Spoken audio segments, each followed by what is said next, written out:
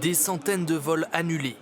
Le trafic aérien est totalement suspendu dans la région et de nombreux Français se retrouvent bloqués. Comme ce ressortissant. En voyage à Dubaï, il ne peut plus rentrer. Tous ses vols ont été supprimés.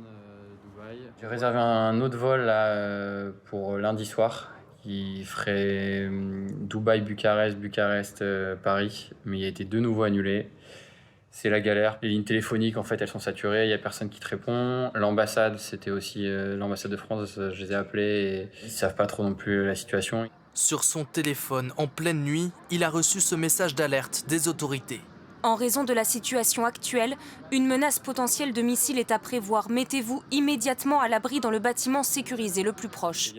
Il a donc passé la nuit dans ce parking souterrain. Ce matin, la situation reste préoccupante.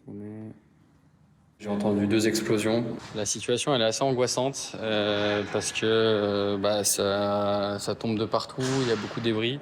Comme lui, de nombreux Français sont coincés au Moyen-Orient. La France vient d'annoncer qu'elle se tenait prête à les évacuer quand la situation le permettra. Cette étudiante est elle aussi bloquée à Dubaï. Je suis encore un peu sous le choc, je tremble beaucoup, j'ai peur, je vais pas mentir. Je sais pas vraiment ce qui se passe, on est au courant de pas grand-chose. Sur les réseaux sociaux, une autre Française qui vit au Qatar partage sa nuit d'angoisse, témoin direct des bombardements. Et si ça tape bien. Elle dit se trouver près de la base américaine. Putain, ça vibre trop là.